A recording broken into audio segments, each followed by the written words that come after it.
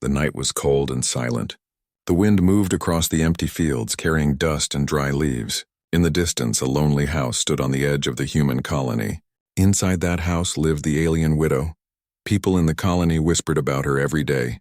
They called her crazy. They called her dangerous. They said she spoke with voices that were not there. She was always alone. She never smiled. Her eyes looked lost. Her face carried the marks of grief. Her husband had died in the war between humans and her kind. Nobody really knew how he died. Some said he was shot by human soldiers. Some said he vanished in the forest chasing shadows. Others claimed he betrayed both sides. The truth was never told, and only the widow seemed to know at night. She would walk through the colony streets, warning everyone, her voice shaking, her words sharp. She told them that the sky was not safe. She told them that something far worse than war was coming. But the people only laughed. Don't listen to her. She's crazy, the guards would say. And the people would nod. They wanted to believe it, because it was easier to think she was mad than to think her words were true. Children ran from her. Soldiers mocked her. Women locked their doors when she passed. Still, she never stopped. She kept whispering her warnings. They are coming, they are hungry, they are not like us. They will not stop. One evening, a group of angry colonists gathered in the square. The widow was there too, standing with her thin hands trembling, her hair tangled and wild, her eyes wide with fear. She was begging them to listen. They killed him because he saw them, she cried. My husband knew, he tried to warn. And now they will take us all. They move like shadows in the sky. They hide in the light. You must be ready, the people laughed. The sound was cruel, it echoed in the air. Someone shouted, Enough of her madness, she spreads fear. Another added, She is a danger to us all if we let her continue.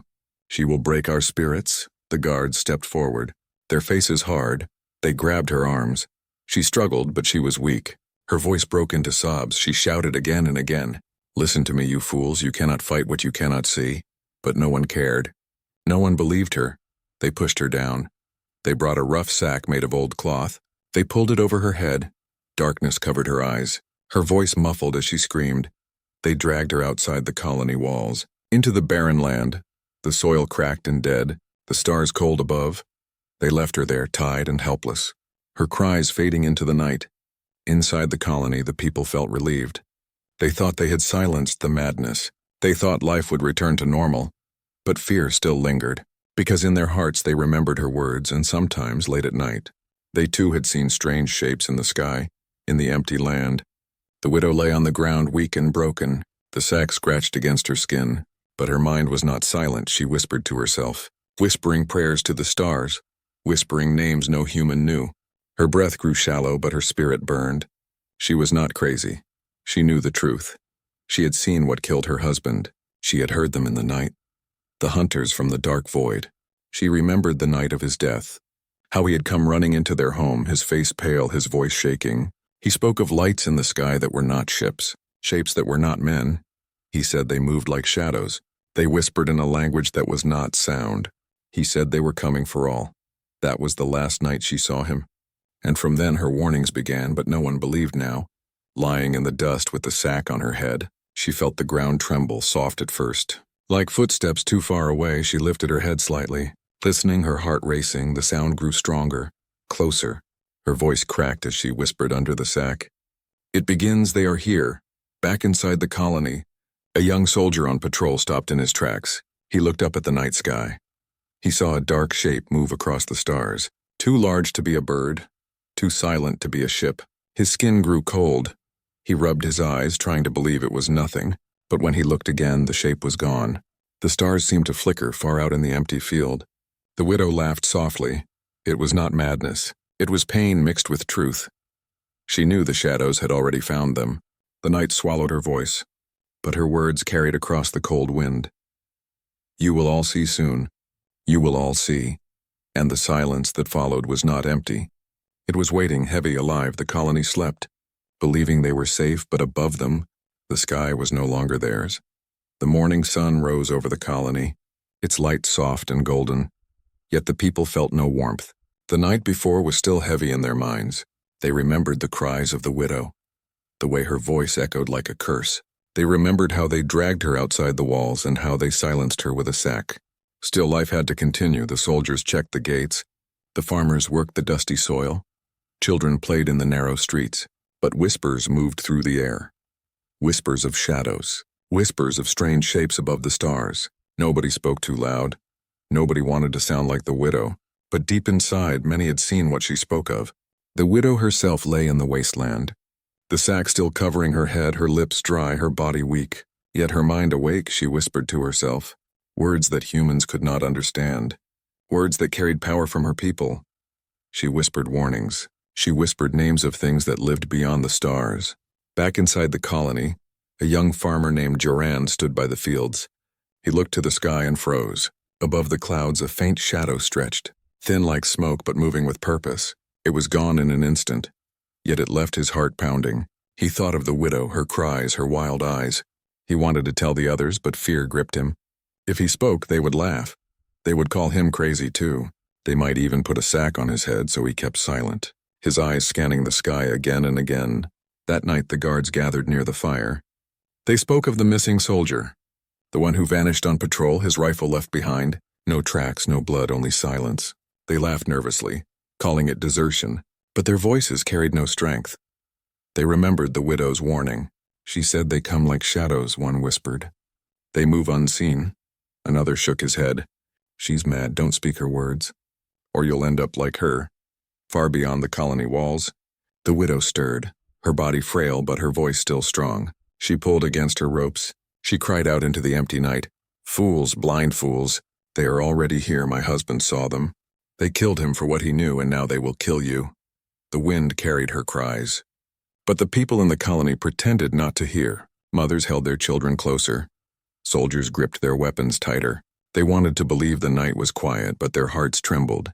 The widow's mind wandered back to the last days of her husband. He had been different, restless, his eyes always staring at the sky. He told her of whispers he heard in the wind, whispers not made by human or alien tongue. He said he saw things moving inside the light, creatures that hid behind the stars. One evening he came running home, his face pale, his body shaking. He spoke of hunters from the void, creatures older than worlds, creatures that fed on life. He said they could not be fought with weapons.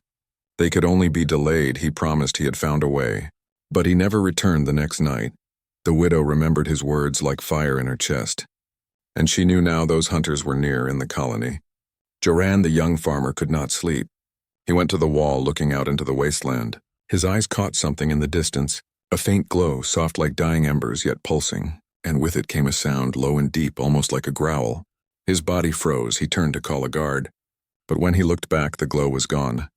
Only the dark wasteland remained. By dawn, fear had grown. 2 more men were missing. No tracks, no sound, they were simply gone. The commander ordered silence. He told the people they had run away. But doubt spread like fire, and more began to remember the widow's words. Still, no one dared free her, no one dared remove the sack. They told themselves she was dangerous, but in truth, they feared her because she was right. That night, the widow's voice rose again. Broken yet strong. You cannot run, you cannot hide. The sky shadows have found you, only I can help you. Only I know, inside the colony. Joran sat awake, her words burning in his mind. He could not ignore them any longer. He had seen the shadows. He had seen the glow. He knew the truth, but fear held him if he spoke. They would laugh, they would punish him. He clenched his fists, whispering to himself, "She is not crazy. She is not crazy," above the colony. The stars flickered again, one by one, as if something vast moved between them, unseen, waiting, watching. The widow lay on the barren soil, her strength fading, but her voice carrying, each word heavy like stone.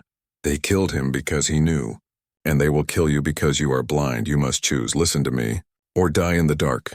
The colony heard her cries, and though they called her crazy, not one man slept peacefully that night. The colony was restless, the air heavy with fear. No one wanted to admit it, yet everyone felt it. Something unseen was moving around them, something they could not explain. The guards patrolled the walls more often, their eyes sharp, their hands tight on their rifles. But even the strongest men could not shake the feeling that they were being watched. Watched from above, watched from the dark. Joran, the young farmer, still remembered the glow he had seen. It haunted him. In the daylight he tried to forget, but at night it returned, burning in his thoughts. He told no one, for fear of being called mad like the widow. and the widow herself tied outside the walls. Her face hidden under the sack, she whispered warnings through dry lips, her words carried by the cold wind. She begged them to listen, but her voice only brought fear. That evening, a storm gathered. Dark clouds rolled over the sky. Lightning flashed far in the distance. Thunder echoed across the land. The soldiers cursed the weather. Rain made patrol harder, visibility weaker. A young soldier named Darren was sent to patrol the north wall. He was brave but careless. He joked to his partner about the widow. Maybe her shadows are hiding in the clouds, he laughed. But his laughter felt forced. Hours passed, the storm grew heavier. Rain pounded the colony roofs. Torches burned weak in the wet air. The patrols walked their rounds. Yet in the storm's roar, faint sounds slipped through, sounds no one wanted to hear. It began with Darren. He stopped near the outer fence.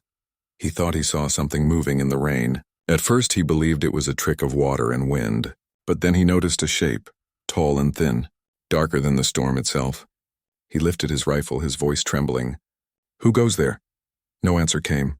Only silence then, without warning, the shape melted into the darkness. Darren's heart raced, he shouted for his partner. But before the words left his mouth, the rain around him fell quiet, unnaturally quiet, as if sound itself had been stolen. The next moment his partner arrived, only to find Darren's rifle lying in the mud, the ground empty, no body, no footsteps, no trace. Darren was gone. The soldier screamed. His voice breaking, guards rushed to him, torches shaking in the rain. They searched the area, but there was nothing, only the rifle and the echo of fear. Inside the colony, the alarm spread, men shouted. Women gathered their children, doors slammed shut. The commander demanded silence, but panic was growing. "They took him," one soldier cried. "They took him like the others." "Enough," the commander barked. It was the storm, he slipped. He fell, but even he did not believe his own words. From outside the walls, the widow's voice rose, muffled but strong. "Do you see now? Do you believe the hunters are here? The shadows walk among you." Her words struck the hearts of the people. Some shouted for her death. Others begged the commander to release her. But fear made them hesitate. That night no one slept. The storm raged. Thunder shook the earth, and yet, through the storm, people swore they heard whispers. Not human whispers, but something low, something crawling inside the sound of the rain. Joran sat in his home, staring at the ceiling, his chest heavy. He knew this was no madness. He had seen the glow. He had felt the fear. Now Darren was gone. The widow was right. He rose before dawn, walking to the wall, his steps slow, the colony quiet around him. Outside the walls, he could see the widow lying on the ground, the sack still covering her face, her body still, yet her voice breaking through the silence. "More will vanish one by one until none are left. Unless you listen," she whispered. Joran gripped the wooden railing. His heart torn, he wanted to help her, but he feared the others. He feared being called a traitor. He feared the sack on his own head. At sunrise, the commander stood before the colony, his face grim, his voice loud. No more talk of shadows, no more spreading of madness. The soldier ran, he deserted us, that is the truth. But his eyes betrayed him. They were filled with doubt. The people murmured, their fear growing. The word shadows spread from mouth to mouth. Children cried, men clenched their fists. Women whispered prayers that evening as the sun sank. More soldiers were placed on patrol. Torches lit every corner. But the colony still felt blind. For what they feared did not walk like men. It moved unseen. It hunted in silence. From her place in the wasteland, the widow tilted her head. Her lips curved in sorrow. "You're already in their net," she said softly. And the net only tightens. Above the colony, the storm had cleared. The sky glittered with stars, yet one by one, they seemed to blink, vanish, return, as if something vast and invisible moved across them, watching, waiting, choosing its next victim. The people clung to the comfort of fire and walls, but their hearts knew the truth. The first sign of danger had already come, and it had taken one of their own. And somewhere in the shadows, unseen by human eyes, something moved closer, its hunger growing, its patience thin. The colony was no longer safe, and the night was only beginning. The colony no longer felt safe. The walls that once gave comfort now felt thin and weak. Every creak in the wood, every sound in the night made the people jump. They spoke in whispers, they moved with fear. The disappearance of Darren could not be hidden. Though the commander tried to call it desertion, no one believed him. Men muttered in anger. Women clutched their children. Soldiers stood with pale faces, their rifles shaking in their hands. The widow's muffled cries carried through the wind. Again and again she warned them. They are here, they hunt you. One by one you will fall. Her words echoed like a curse, and though people shouted to silence her, they still listened. Duran walked through the streets. He saw the fear in every eye. He heard the whispers in every corner. He felt the weight of the widow's words pressing on his chest. He knew she was not mad, but he dared not say it aloud that night. The commander gathered the soldiers around the fire, his face stern, his voice harsh. You are men, not children. You will not fear shadows. You will guard this colony. You will protect our people. His words were strong, but his eyes betrayed him. One soldier asked, What of Darren? What of the others who vanished? The commander slammed his fist on the table. They ran, cowards. We do not speak of them again. But silence followed. No one believed him.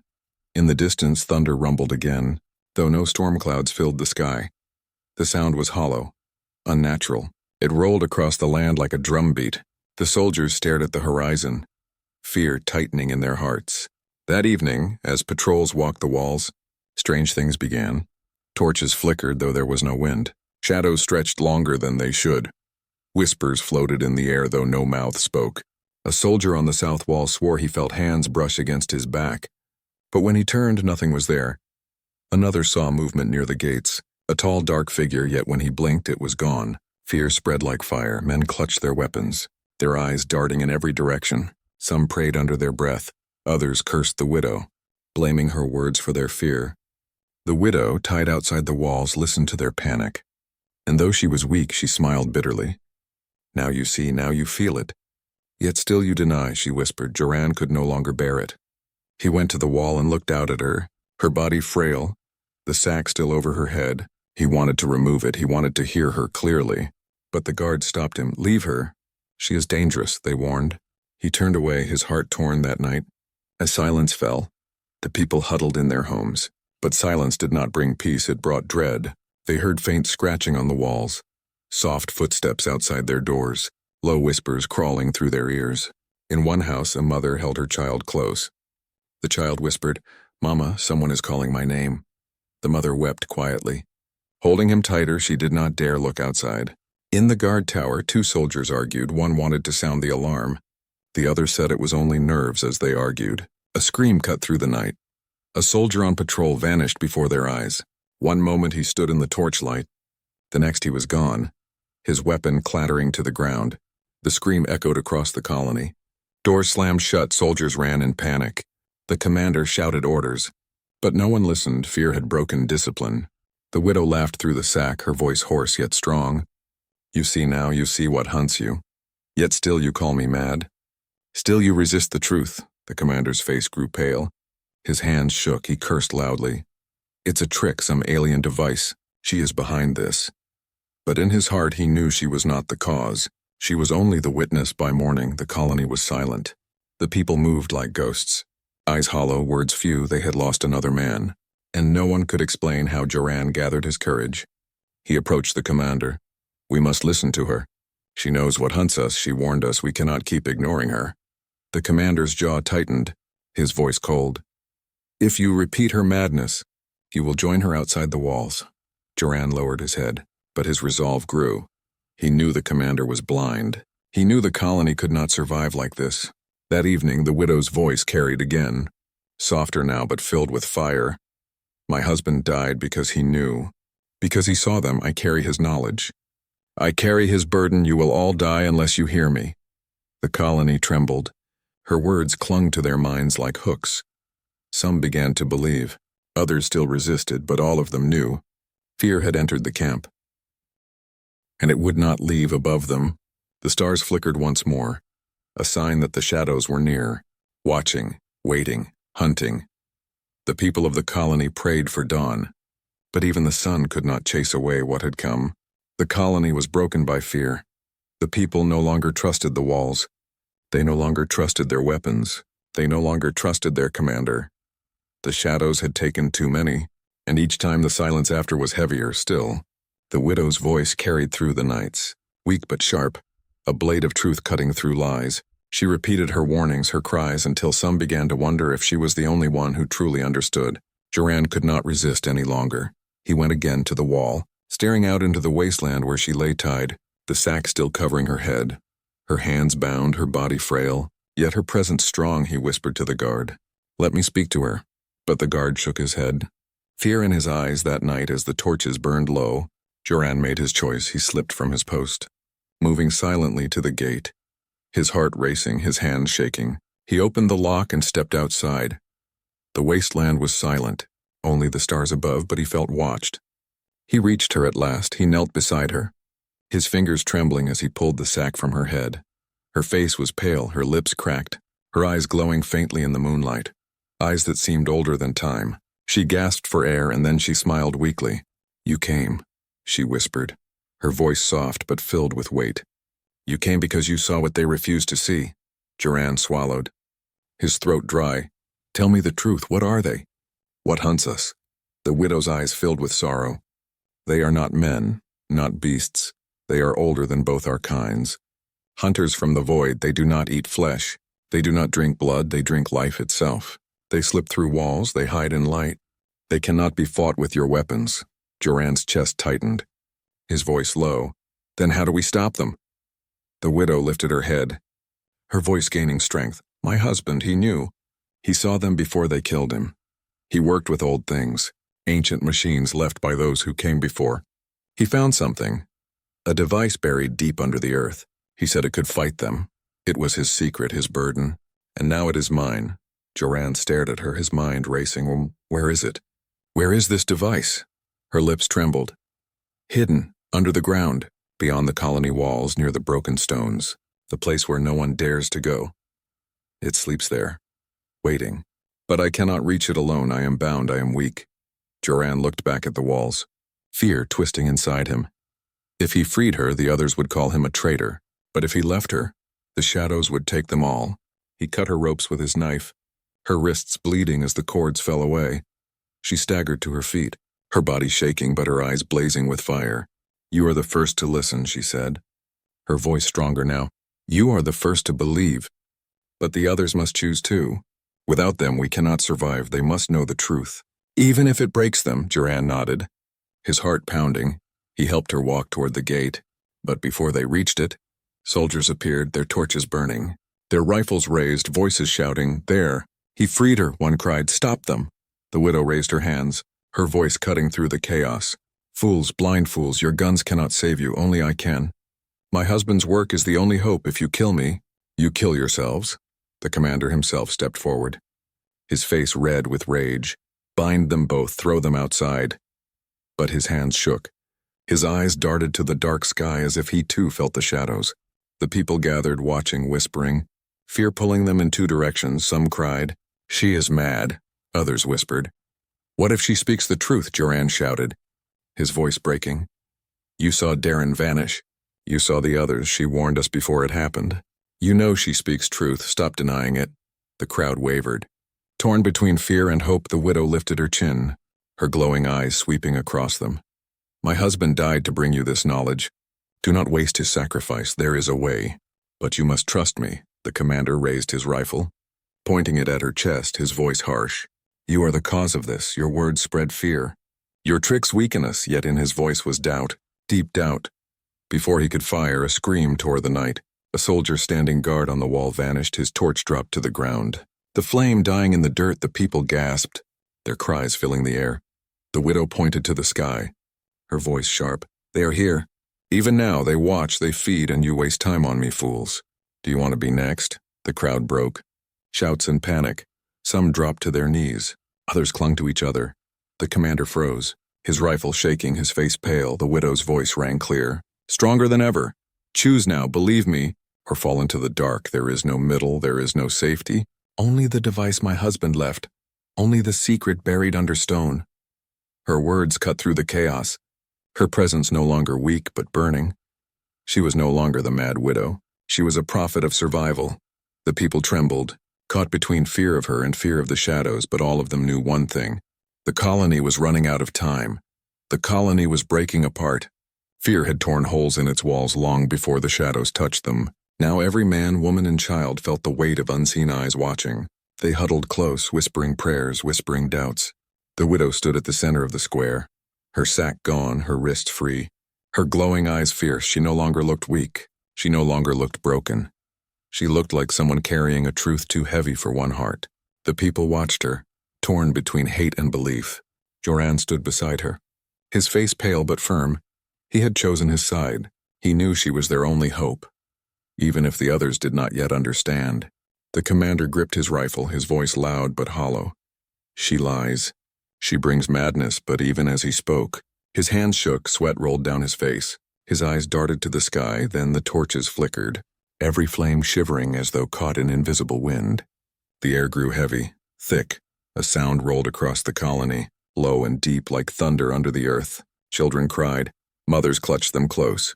Soldiers raised their weapons from the shadows between the houses. Shapes began to move, tall and thin, bending as though made of smoke. Their forms shifting, their edges blurred. They were not fully seen, yet not fully unseen. Like nightmares half awake, the first soldier fired. His bullet cut through the night, but the shadow did not fall. It slipped aside, moving like water. His scream followed as the shadow touched him. His body stiffened, his eyes wide.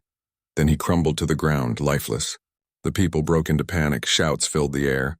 Rifles cracked, torches fell, but the shadows slipped through bullets, slipped through fire. They moved with hunger, their whispers crawling into the ears of men, filling them with terror.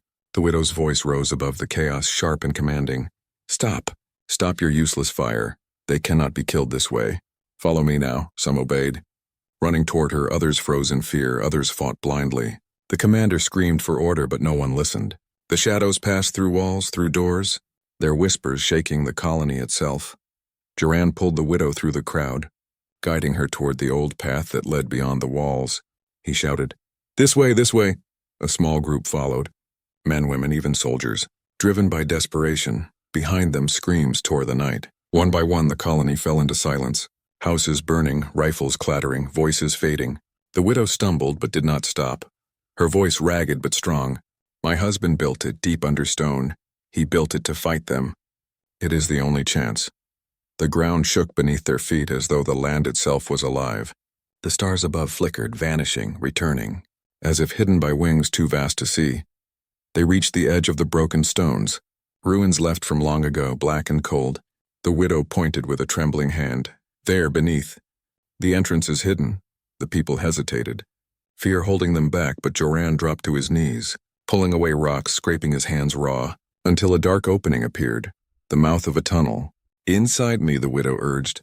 Before they follow, one by one they climbed down, the air damp, the walls of stone pressing close. The tunnel sloped deep into the earth.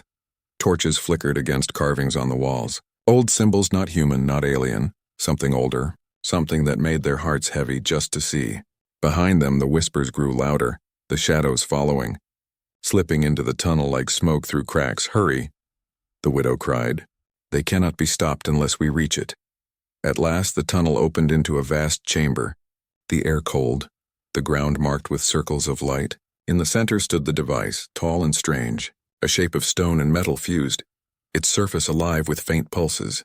The widow fell to her knees before it, tears running down her face. He finished it.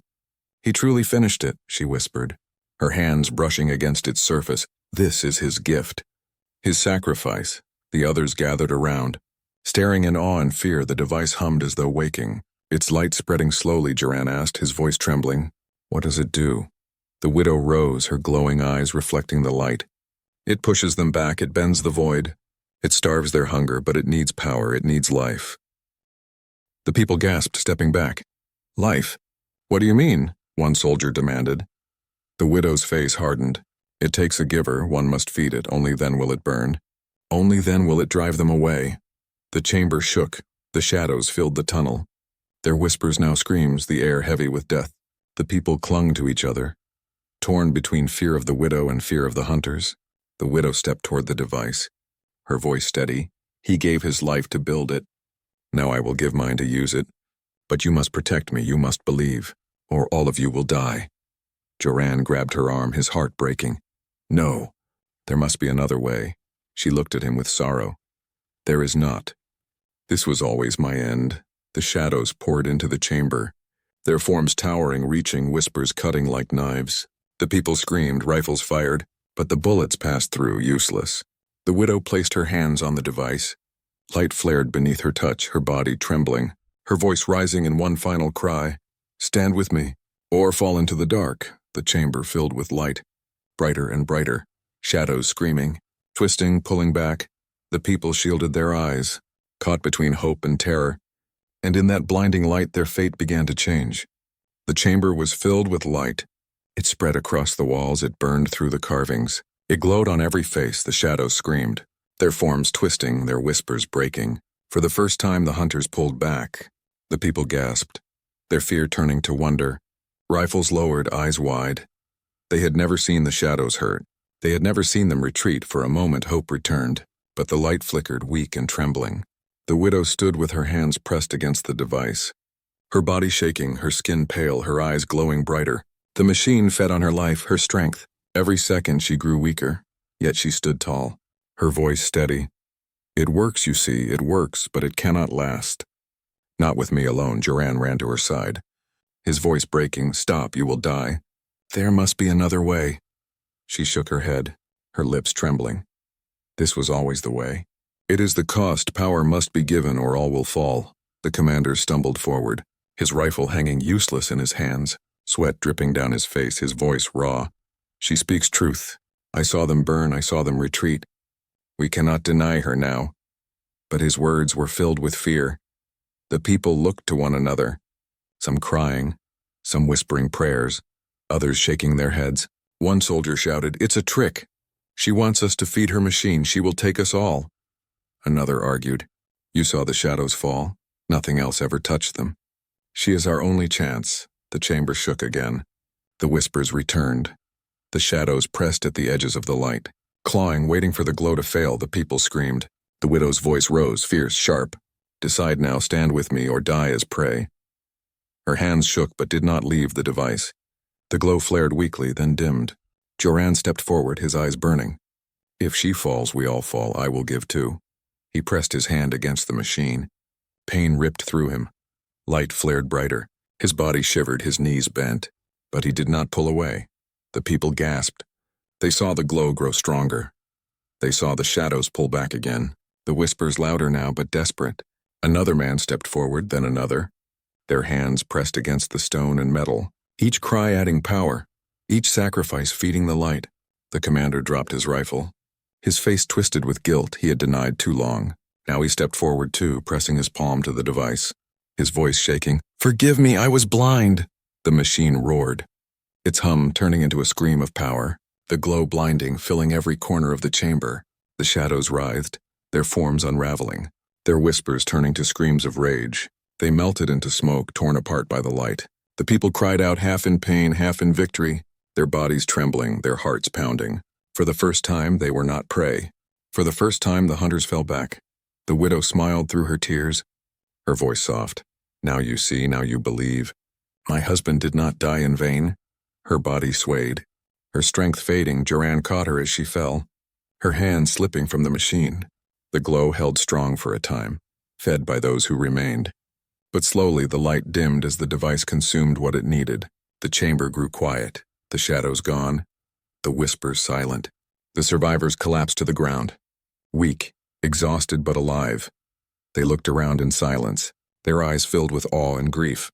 They had given much, but they had endured. Joran held the widow in his arms, her breathing shallow, her eyes dimming. She whispered, "Guard it. Guard this place, for they will come again. They always come again, but now you know. Now you have hope."